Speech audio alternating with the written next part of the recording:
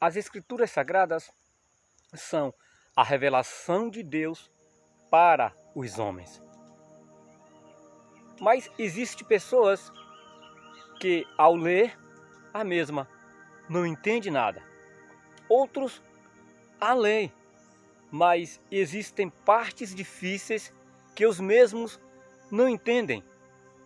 A pergunta é: quando você lê a palavra de Deus, a Bíblia, qual é a parte que você não entende? Existe alguma parte que você não entende?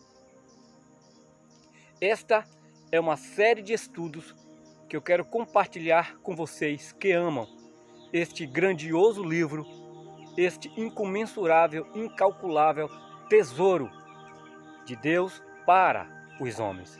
Venha comigo e mergulhe neste desafio e vamos aprender mais sobre este tesouro de Deus.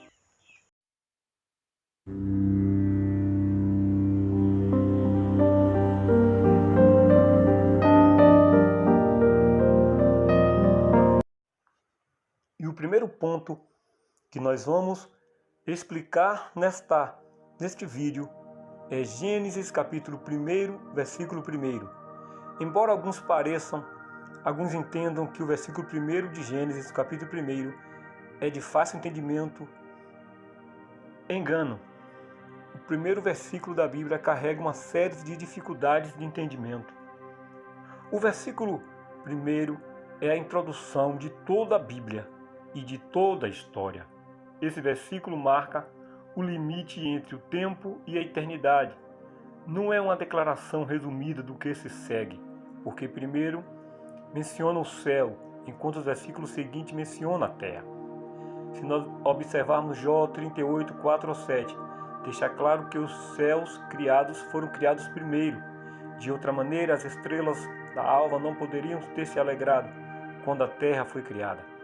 O versículo 1 refere-se a priorizar os atos de Deus, e os versículos que se seguem referem-se à terra sob um dilúvio e julgamento, e depois restaurada a um segundo estado habitável, como antes da maldição do versículo 2. Ou seja, entre o versículo 1 e o versículo 2 do capítulo 1 do Gênesis, existe um espaço de tempo que os teólogos intitulam como um passado sem data.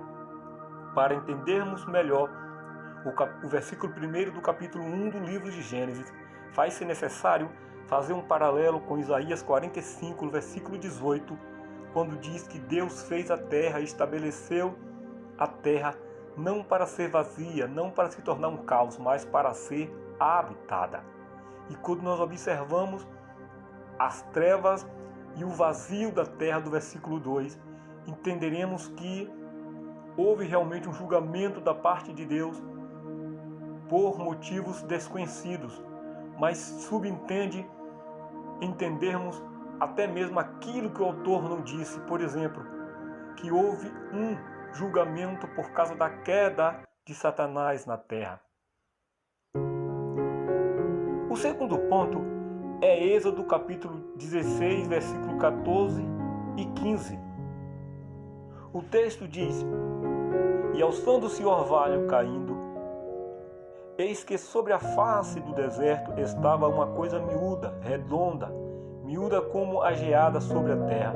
E vendo-a os filhos de Israel, disseram uns aos outros: Que é isto? Porque não sabiam o que era. Disse depois Moisés: Este é o pão que o Senhor vos deu para comer. O que era o maná? Em hebraico significa mahum, que significa o que é isto?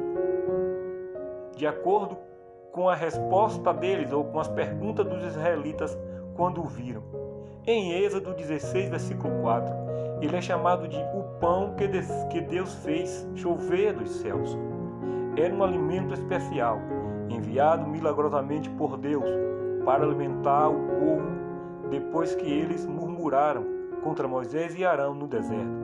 Era uma substância branca, semelhante à geada, formando flocos miúdos, com sabor de mel. Esse suprimento cessou de cair quando o povo entrou na terra prometida, depois de eles peregrinarem por 40 anos no deserto. O maná era um tipo de Cristo, o verdadeiro pão do céu. João capítulo 6, versículo 32. Em Apocalipse capítulo 2, versículo 17, há uma promessa para aquele que vencer, que é de comer do maná escondido. Ele está oculto, ele está escondido para muitos hoje, assim como esse mesmo maná estava escondido aos olhos e nos corações dos israelitas no deserto, pois primeiro eles não conheceram o mesmo quando disse: "O que é isto?" Prova que não conheceram.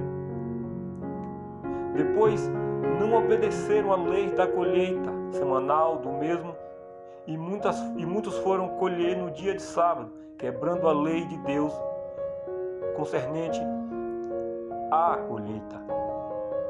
Em Números capítulo 21, versículo 5, eles desconheceram mais uma vez o significado espiritual do maná, como também o que ele tipificava.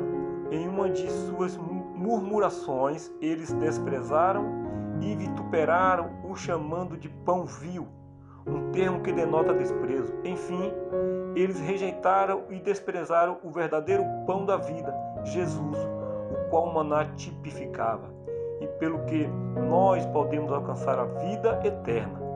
Para os judeus, no deserto, o maná, o pão do céu que Deus lhe providenciou, significava vida física. Para nós, ele, o maná escondido, Jesus, significa alcançar a vida eterna. Vocês entenderam estes 2 pontos? Nos próximos vídeos falaremos mais 2 pontos do Novo Testamento. Amém.